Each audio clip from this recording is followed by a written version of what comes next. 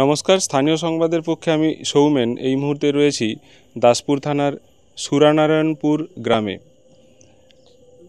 একেবারে অন্য ছবি দেখাবো। আমরা সবাই ডিজে নিয়ে বর্তমান যুগে মাতামাতি করি, সেই ডিজে থেকেই দুর্ঘটনা, আর সেই দুর্ঘটনার জেরে এক ব্যক্তি একেবারে শয্যাশায়ী। এই ব্যক্তিকে কেন্দ্র করেই এই সংসার চলে, আর বর্তমানে তারা প্রায় অনাহারে দিন কাটাচ্ছে, এমনটাই স্বচক্ষে এসে দেখলাম। সরাসরি দেখাবো সেই করুণ পরিণতি, করুণ ছবি। চলুন দেখি।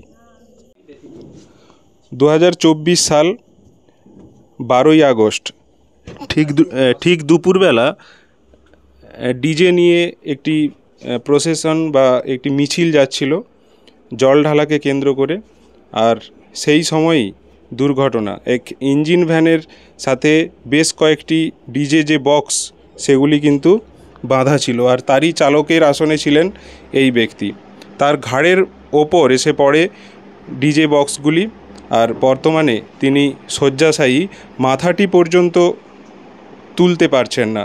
এই বিছানাতেই তার জীবন চলছে, খাওয়া দাওয়া সমস্ত কিন্তু। একমাত্র উপার্জন বা আয় করতেন এই ব্যক্তি, কিন্তু তিনি আজ একেবারে শয্যাশায়ী। কেমন আছেন এখন?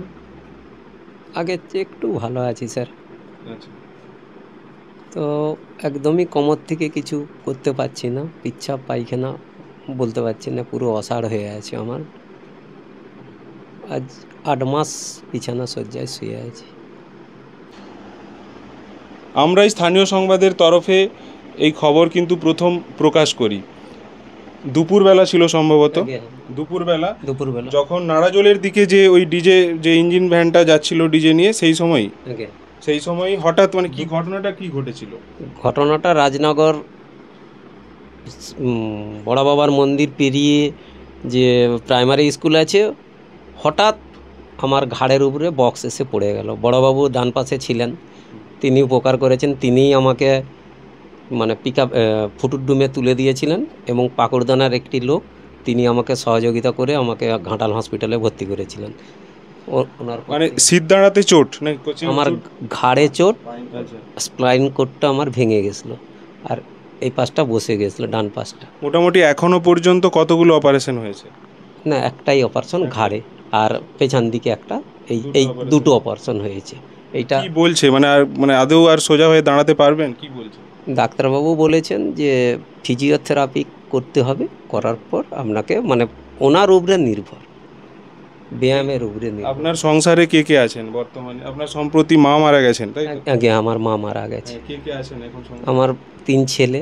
আচ্ছা, বড় ছেলে পড়াশোনা করেন, ছোট দুটো এই সামান্য দিন বাইরে গেছে, মানে নতুন ঝগড়া। আমার স্ত্রী আছেন, আমার বাবা বৃদ্ধ বাবা। মোটামুটি এই যে পরিবারটা চালাতেন আপনি, তাই তো? হ্যাঁ, আমি পুরোটাই চালাতাম। আপনার নাম? আমার নাম সুব্রত প্রামাণিক, সুরানারায়ণপুর বাড়ি। সুব্রত প্রামাণিক, সুরানারায়ণপুরে বাড়ি। একমাত্র এই পরিবারের যিনি আয় করতেন ইঞ্জিন ভ্যান চালিয়ে, তাই তো? ইঞ্জিন ভ্যান চালাতাম, ইঞ্জিন ভ্যান চালিয়ে আয় করতেন। এত কিছু কথা শোনাচ্ছি একটাই কারণ, আমরা এই ডিজে নিয়ে এখন মাতছি। বিকট আওয়াজ, বুক ঢিপ ঢিপ করে। ইতিমধ্যে টিম স্থানীয় সংবাদের তরফে বারে বারে এই ডিজে নিয়ে কিন্তু আমরা একাধিক খবর করেছি ডিজের বিরুদ্ধে। প্রশাসনিক কোনো অনুমতি থাকে না কিন্তু এই ডিজে, এই উচ্চস্বরে বা তারস্বরে ডিজে বাজানোর জন্য, কিন্তু তারপরেও ডিজে আমরা চালাই আমাদের নিজেদের আনন্দের জন্যে। সেই শব্দে যারা বয়স্ক মানুষ, যারা ছোট শিশু, তারা কিন্তু প্রচুর পরিমাণে অসুস্থ হয়ে ওঠে, অনেক সময় মারাও যায়। এমন ঘটনাও একাধিক ঘটেছে। আর সেই ডিজের যে বক্স, সেই বক্স ভেঙে দুর্ঘটনার কবলে এই মানুষটা। কতজন ডিজে প্রেমী এসেছেন এনাকে দেখতে, এনার পাশে দাঁড়াতে, এনাকে সাহায্য করতে আর্থিকভাবে। প্রায় অনাহারে তো রয়েছে এই পরিবারটা। যারা ডিজে লাভার্স তারা কোথায়? প্রশ্ন তুলছি সরাসরি এই ক্যামেরার মাধ্যমে স্থানীয় সংবাদের পক্ষ থেকে। আমরা উত্তর দেবেন কমেন্টে। ডিজের বিরুদ্ধে খবর করলে কমেন্টে আপনারা বহু কথা লেখেন, সব আমরা পড়ি, উত্তর দিই না, কিন্তু এটার উত্তর আশা করি আপনারা দেবেন। এই মানুষটার পাশে দাঁড়াবেন, দেখব কতজন তার সাথে সেলফি তুলে সাহায্য করে যান, সেটুকু আমরা দেখতে চাই। এবার আমরা কথা বলবো এনার পরিবারের সাথে। খুবই সমস্যায় আছি। ছেলেটা এই সংসারে ভার নিয়ে আছে।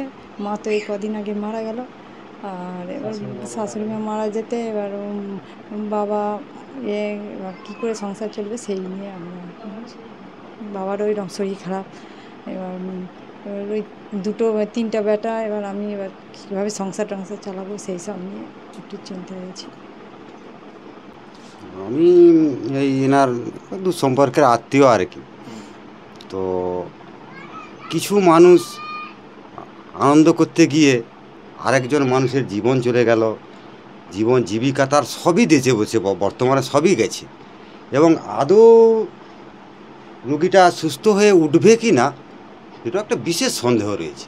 এবং ডাক্তারবাবুও ওই রকমই আভাস দিয়েছে, এই ফিজিওথেরাপির মাধ্যমে যদি ঠাকুরের ইচ্ছা যদি হয়, তা না হলে রুগীর অবস্থা কিন্তু খুব খারাপ। এই মুহূর্তে আমি বলবো যে সারা দেশের মানুষ ডিজের বিরুদ্ধে রুখে দাঁড়ান, আমার এইটুকু বিশেষ অনুরোধ।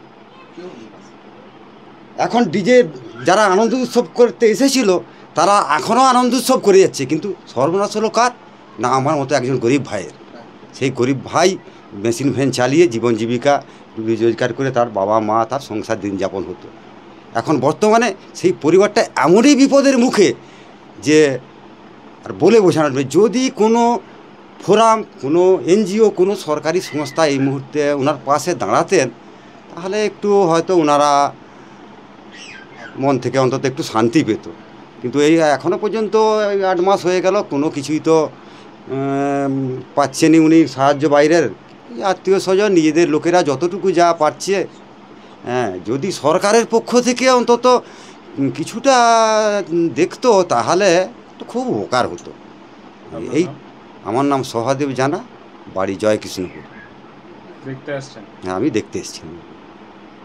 এই যে ডিজে এখন তো একটা এইভাবে চলছে, আর সেই ডিজে নিয়ে আজকে এইরকম একটা পরিস্থিতি তৈরি হলো।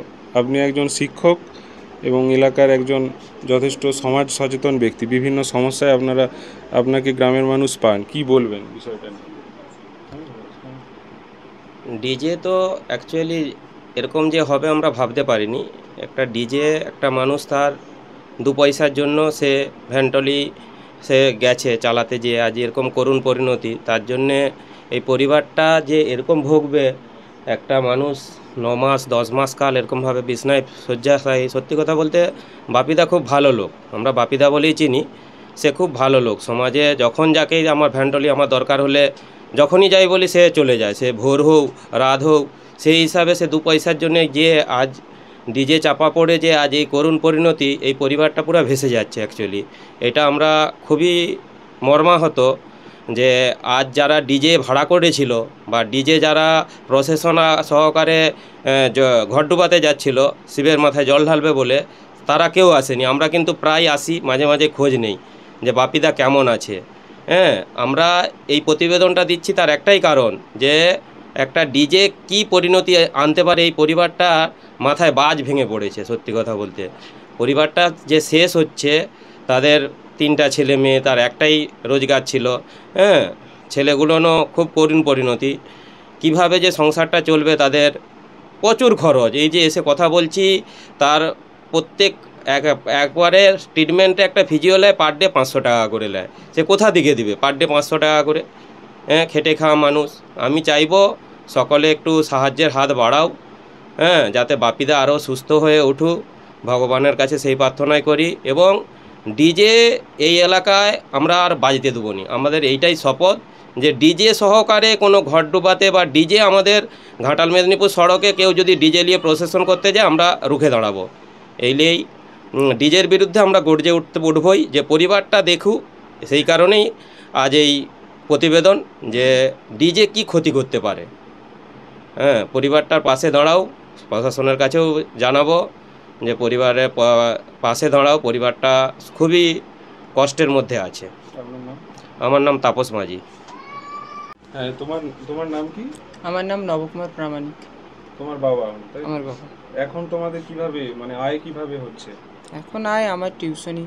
আর তুমি টিউশন পড়াও? আমি টিউশনি পড়াই, সেই টিউশনিতেই যা এই আয়। যে যথেষ্ট পরিমাণে তো খরচ হচ্ছে, মানে সেই খরচ টরচ কিভাবে আসছে, মানে কেউ কি সাহায্য করছে? হ্যাঁ, কিছু সাহায্য করেছিল আমার 4টে পিসি, আচ্ছা, তারা নিজেদের মানে আত্মীয় হ্যাঁ স্বজন? হ্যাঁ আত্মীয় স্বজন, তারা 4 পিসি সাহায্য, যারা তার যতটা ক্ষমতা এসছে তারা সাহায্য করেছে, করছে, এখনও হুম।